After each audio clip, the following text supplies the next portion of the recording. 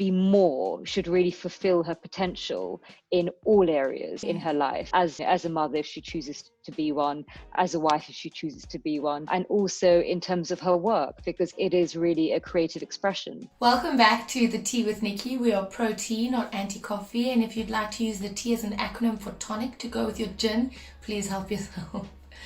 Today I sat down with Farzana Baduel, who is the CEO and co-founder of Curzon PR. Curzon PR help governments as well as businesses with their PR and marketing strategies. This woman is such an incredible powerhouse and feminist. She is a passionate female entrepreneur and loves to encourage other female entrepreneurs. She is the resident public relations expert at Oxford Foundry at Oxford University, as well as founding Thai Woman in London, where it is a branch where female entrepreneurs can go to network at events. We sat down and spoke about her journey from studying maths and economics to owning her own PR agency, the hardships that she had to face, and what feminine leadership means to her. We had a very tough time playing charades as well. I did not live up to my standard, which I'm very disappointed in myself by. But if it doesn't challenge you, it doesn't change you. So I'll be better for next time. I hope that you enjoyed what Farzana had to say, and she gives some tips on time management as well. So what led you to study economics and mathematics at university? Because obviously now you're in PR, it seems it's quite a curtail to get there. Yeah, it's quite a segue. Well, basically, so I was brought up in London and my parents are Indian Pakistani. And so what happened is, like most Indian Pakistani families, the parents were very much, doctor, lawyer, accountant. And I didn't really want to be any of them. I wanted to I knew I wanted to be in business, and it was a very inspiring time because you had the dot-com boom and you had a lot of young internet entrepreneurs in the news, and I was very inspired by them. But I kind of listened to my parents and they said, be a doctor. And so I went to go and do work experience, and I fainted on the operation theatre when I saw blood. So, and then my mother was like, oh God, she can't even deal with blood. Well, okay, we'll be a dentist then. And I couldn't think of anything less like me to be a dentist. But then I went for the the dental schools, and I got an offer from them, and I was predicted quite good grades, and then actually I ended up not getting the predicted grades, thank God, and they rescinded the offer. They're like, you're not going to come into dental school because you didn't get the grades that you predicted. So I was like, oh my God, what am I going to do? And then I thought, oh well, and then you just go through a clearing system in the UK where you scramble around looking for a university and a course, and ended up just in mathematics and economics. And I thought, well, at least maybe the economic side is a segue into running my own business. And so that was the kind of thinking behind it. And from there, you ended up opening up your own accountancy firm as well. How did you land up doing that? Yeah, I think it's because my parents are entrepreneurs, and in their the latter stage of their career, they set up an accounting firm. And so I spent a lot of my my weekends working in the accounting firm as well as holidays. And so then I learnt how it was run. And what I realized with the internet and with social media is I thought, well, actually I can set up my own accounting firm that would be a bit different than my father's. And I could use, having a lovely website and the whole marketing side and the social media side. And I thought I'll also specialize in tax refunds, because there were a lot of people from South Africa and Australia who come over on 4-year ancestry visas, 2-year working permits. And so I used to specialize in doing tax refunds. I fell into that little niche area. I set it up because my sister had a lot of South African and Australian nurses that were renting rooms in her investment properties, and they started speaking to me saying, oh, you must be good at maths because you're studying it, can you help me with the tax refund? And then that's how it all kind of started. And then I was recommended to all their friends, and then I set up a business on the back of it and took a gap year from university and then never went back. Well, starting your own business from a gap year, I think things could have gone worse for you. And you also spent your time volunteering at the Conservative Party at a stage, as their vice chairman for their business relations forum. What was that experience like? Do you know, that's when my world opened up, I think, because I had quite a a limited worldview. I was brought up in the suburbs outside of London, and in a British Asian family. I wasn't really exposed to a wide plethora of different careers. It was, again, very sort of like, medicine or law or accounting. And so I didn't even know that other jobs really existed. And if they did, they just weren't for me. And so what happened is I was a bit annoyed with the Labour Party. They kept on bringing in changes that then ended up having a negative impact on my business. And so I was really annoyed about it. So then I joined the opposition, who were the Conservative Party. And I just met lots of lovely people in the party who were very kind and warm and inclusive. And they sort of, brought me into the party and found this role for me as the vice chairman for the business forum, which, sounded really grand. And I felt totally out of my depth. And there was this, wonderful woman who champions women in public life. She's called Anne Jenkin, and now she's in the House of Lords called Baroness Jenkin. She did a lot to sort of help and guide me and, build confidence. And I ended up actually being really good at my role. I was basically the sort of the nexus between the politicians and business and media. And it was like second nature to me. And that's when I realized, oh my God, I'm actually effortlessly good at this. And I find it fascinating, and it doesn't feel like work. It feels like play. And I just lose myself in it. And I could do 8 hours on the trot without, and it feels like 5 minutes. And that's when I thought, this is really interesting and I want to know more about it. And I want to spend the rest of my life in this world that was such an abstract concept for me, public relations and reputation management, because, I was used to more sort of tangible careers, like medicine or accounting or law, and it just wasn't a world that ever come across before. So I fell in love with it. So would you say that was sort of the starting block for you that made you decide to start Curzon PR? Yeah, 100%. I think if I hadn't joined the Conservative Party, I would never have been exposed to public relations. And at the time, David Cameron was the leader of the party, and he, of course, previously worked in public relations. Public relations is really foundation for politics because you have to engage with the public in order to be elected. So it's a pretty critical part. I was exposed to it, and I just thought it was absolutely fascinating, the idea of communications and engaging with the public. I just thought it was this wonderful blend of advocacy, media, psychology, and marketing, if there's a commercial agenda to it as well. I just thought it was a confluence of disciplines that all individually I found fascinating, and together I just thought was definitely my future. I think I can definitely see some of that business influence in the Curzon PR, because I know that you have a lot of business clients as opposed to brands. That's what I think also appealed to me when I saw Curzon PR, is that you did a lot of business reputation management as opposed to brands, which was different take. PR is so saturated with PR agencies that only focus on brands. So that was a really nice spin on it as well. Yeah. I just realized that you have obviously public relations in terms of working with government and political parties. I find that really interesting because of my background, obviously. I also find working with businesses, B2B, I love working with them on stakeholder engagement.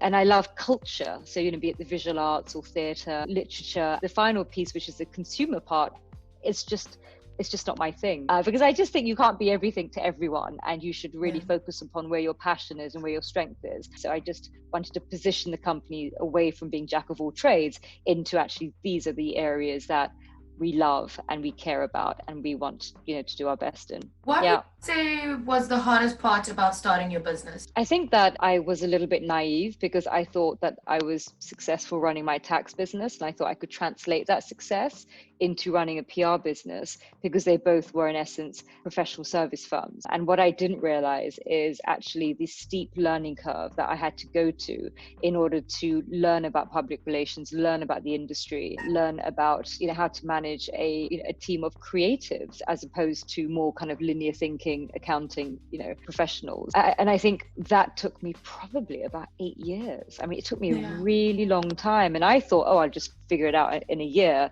and it actually took me a very long time, because in a way there's sort of different parts of the brain, linear and creative, and it took me a very long time to get away from being very linear and process orientated into the more creative side of strategic thinking. And I wouldn't say I am a pure creative, I'd say I'm a diagonal thinker, so I can now engage both sides of the brain. But that took me at least about 8 years, and I'm still, I'll still be learning until my last breath, I'm sure.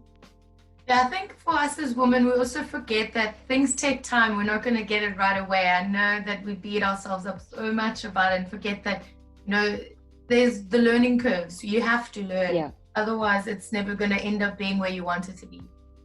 Yeah, exactly. That's very true. It's very true.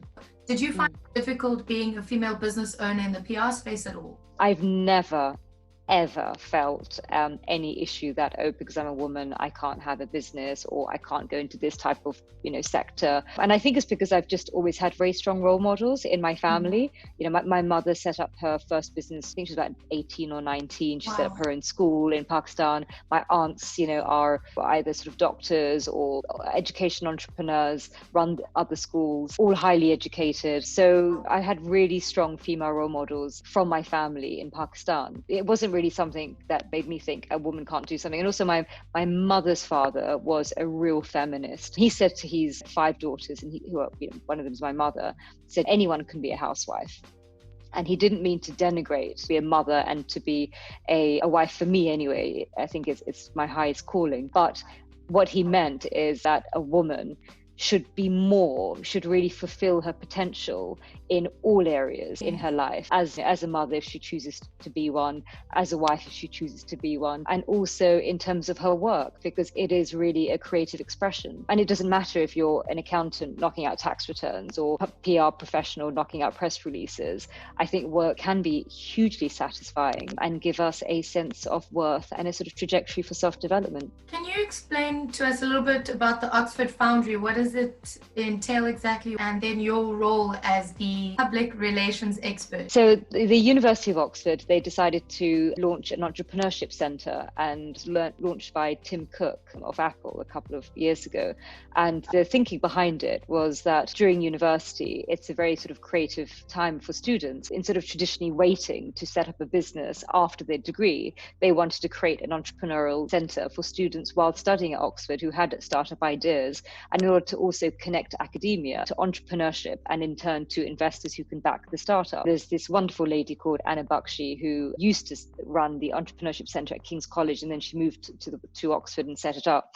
And she's been doing great work. She's also set up accelerator programs for female entrepreneurs, as well as working with startups, pre-finance and helping them raise money. And my role is really as their resident expert in public relations and marketing. So I go in and I work with the entrepreneurs who are often current students or just left Oxford, and I work with them in terms of helping them understand the sort of what public relations and marketing are, and how to engage with it, and how to build teams, and how to hire staff, and how to set up their sort of in-house departments as they grow from fledgling sort of startup to a fully funded business with millions raised from investors. So it's quite exciting because they're very inspiring, the students. I think I learn more from them than they learn from me. They all have this wonderful sense of purpose where it's not just about profit, it's also about helping planet and helping people. And they seem incredibly balanced and purposeful and ethical and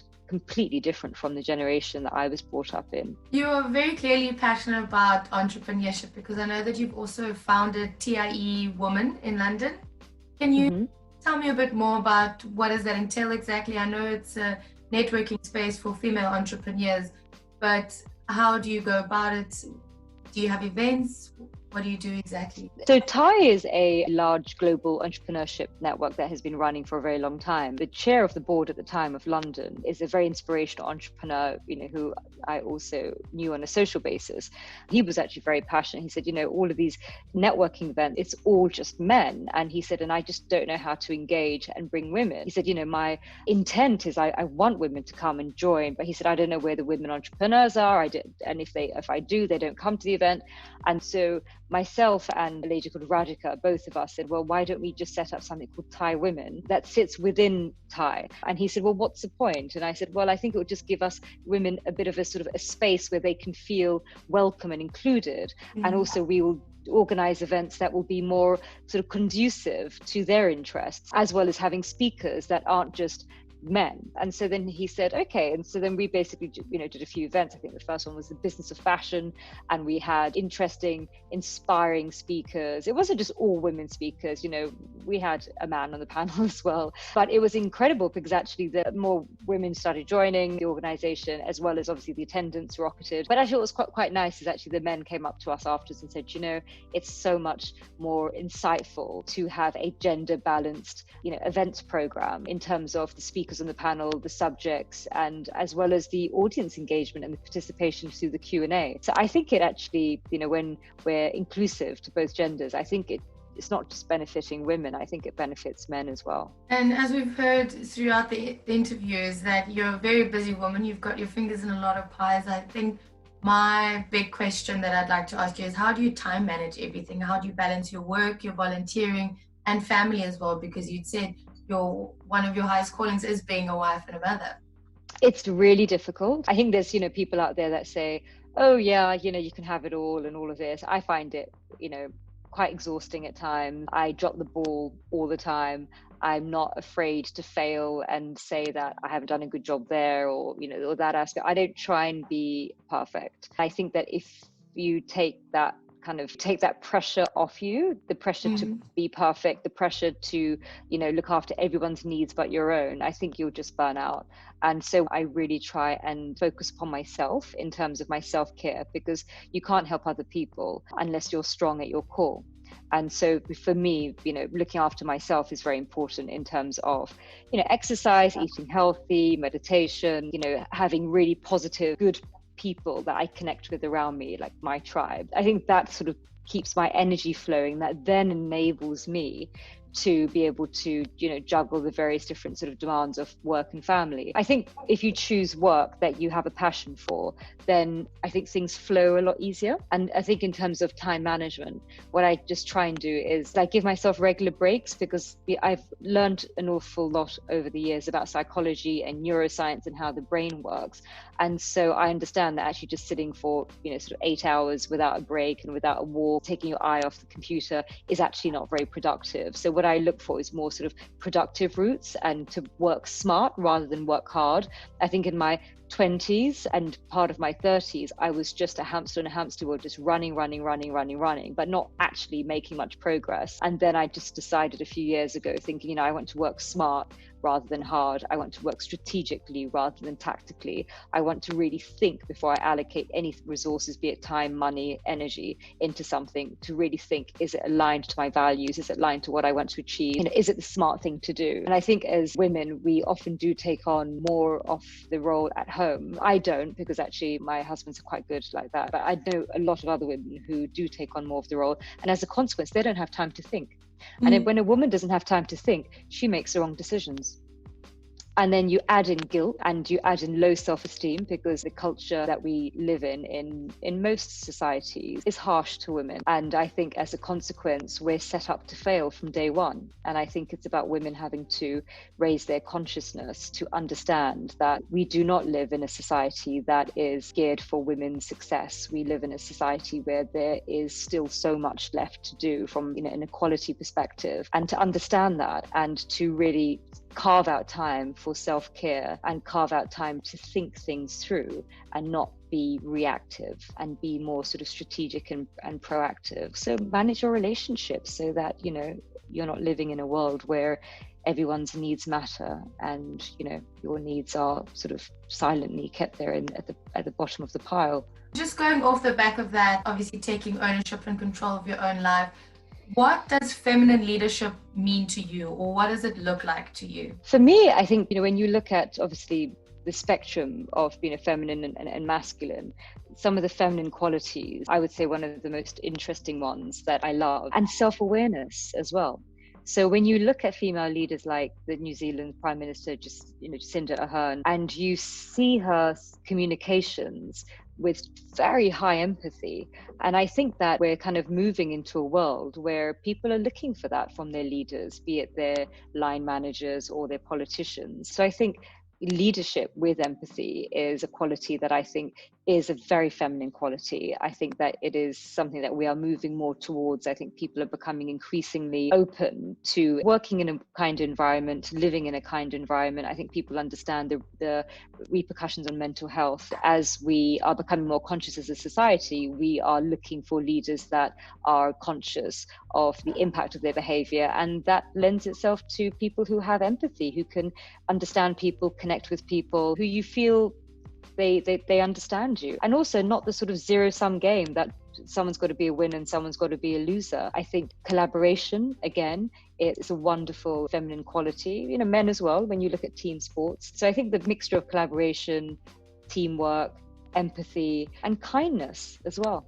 I think kindness is something that, you know, it helps build relationships in business, that if you show kindness, your work trajectory is at 50 years in one industry, it will come back. The kindness will circle back and embrace you. I have to agree with you on that as well with the leadership. I've been in a few industries myself, and then the current company that I'm in now, just seeing our leadership and the way that they govern it, it's so different. And when you have someone who's compassionate, empathetic, and shows kindness, you want to do better for them because you feel understood and heard. So loving this new direction of leadership. I don't like this of, you know, you have to be cold and you have to be brutal. I know you have to make tough decisions, but you don't always have to kind of be a vampire and switch off your emotions.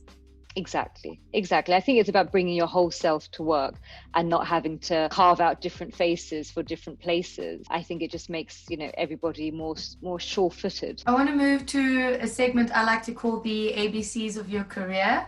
So starting with A, what was your amazing, affluent aha moment in your career journey? God, I think it must have been, I met this wonderful Ukrainian Israeli woman. And it was on a pitch for her friend's jewelry business. And I didn't get it, but she stayed in contact with me. She said, let's be friends. And she opened up this door to all of these clients for me: Russia, Israel, Ukraine, Azerbaijan. It was a totally different culture.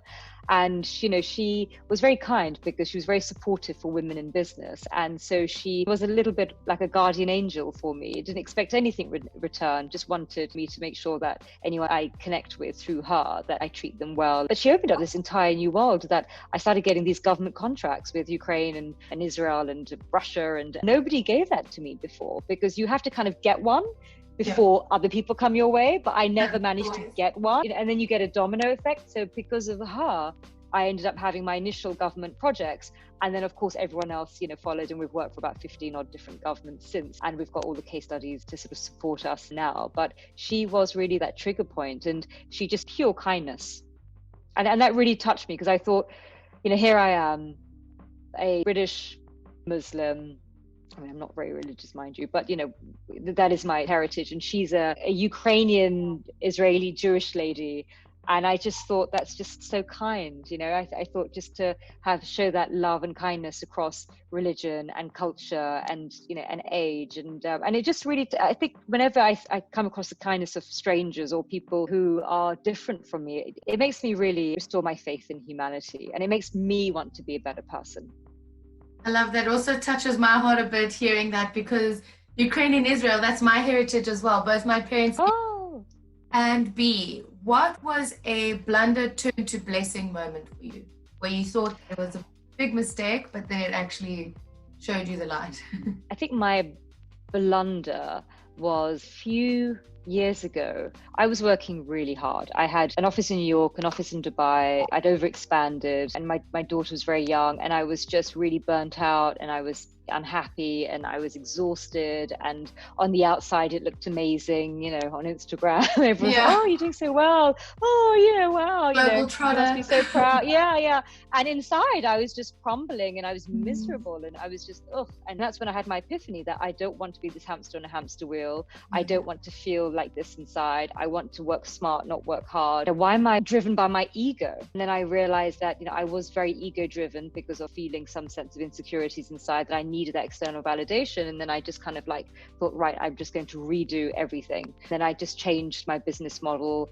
I became more selective on the sort of clients I work with, and I started being much kinder to myself. And then what kind of made that epiphany is that I lost a series of really good staff. They said, you're a perfectionist, you're too driven. They were right. I was a nightmare. So that was my epiphany. I think I lost about 3 really good people. And it was because of me, my management style. It was because at the core, I wasn't taking care of myself, which meant I wasn't able to be a good colleague. It's funny how things work, because I don't work as hard as I used to, but I earn more.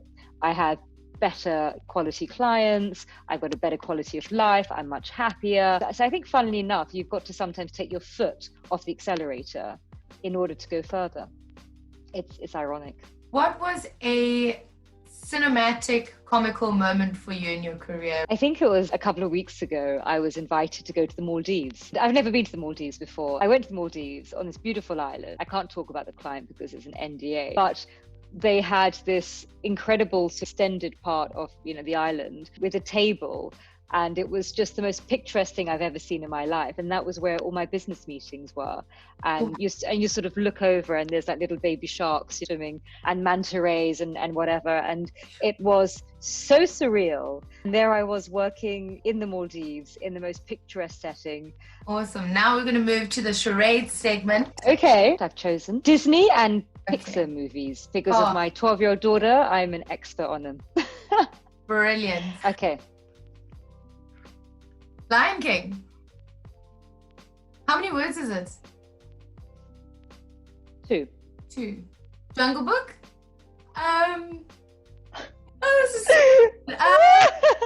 It's 2 words, but it's kind of, the second word is like a nothing word. No, I'm stumped. Monsters Inc. Yes. Got it. Perfect. Okay, I've got one. 3 words. It looks like you're taking a psychedelic drug, and then no, that's clearly not it. Basically, in the movie, it basically could be. And then you go down. Oh, The Little Mermaid? No. And it's 3 words. Yes. You definitely know it. I'm just acting it out bad. So think like. Okay. First word. What's the? First word. It's not a thing. Okay. That's really helpful. It's not like monsters. Underwater, underground, sea, blue. So through the tunnel. Dive through the tunnel. And underwater. Drinking? There's also tea involved.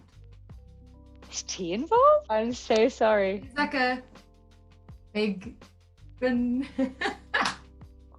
Finding Nemo? No, that's no. How do you act it out? So hard. I can't give it away if I say. It's like a known film, right? Very well known. You go down the tunnel. Alice in Wonderland. Yes. Oh my God, that's a tough one, huh? Right, this one's easy. Okay. 1 word. Pinocchio. Perfetto. Okay, I've also got one. This one's quite hard. So, why do I keep getting the hard ones to act out? How many words? 1. Sorry. 1. Okay. And it's so hard to act out. Hold on.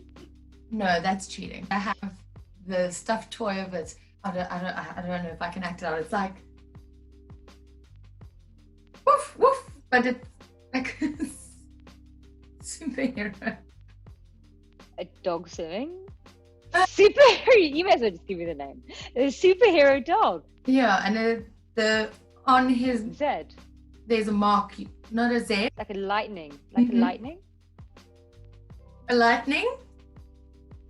Lightning strike, lightning thunder, lightning dog. It's 1 word, so it's not lightning, but I'm saying there's a word that sometimes comes after lightning. Strike. Lightning. So close. Thunder. No. lightning? Also on like a screw. I don't know how to do it, but you're so close with lightning, because then you can say it's a lightning bolt. There we go. Oh, okay. God, I haven't seen that film. Now, I like to wrap up the interviews with just a quick fire round of questions. So quickly just answer what comes off the top of your head. Are you a morning person or evening person? I am an evening person. 2 books that changed your life. How to Win Friends and Influence People by Dale Carnegie, and the Canadian professor Jordan Peterson, 12 Rules of Life. 3 people you would like to have dinner with. I would like to have dinner with Jordan Peterson, Noah Harari, and my grandfather who passed away. Oh, that's beautiful. Yeah. Favorite genre of music? I like R&B. Thank you for taking the time to talk to me, and I hope that you have a wonderful Saturday. And next time in London, hopefully I can come see you. Yes. Face. I would love that. Virus passes over and everyone can be safe and healthy once more. I'd just like to take a moment again to thank Farzana for taking the time to speak to me. I love having international guests on here, as mentioned in the interview itself as well, that opening your heart to different cultures across countries, nations, religions, it just opens yourself up to opportunities and just so much of life. What I think that we can definitely take as a lesson from someone who runs a global enterprise, that it is important to work smart, but then also to take time for yourself. Self-care is important, as burnout is a reality. And being a hamster on the wheel is not a pretty sight. Work smart, because you can end up making more money by doing that, as opposed to just burning out.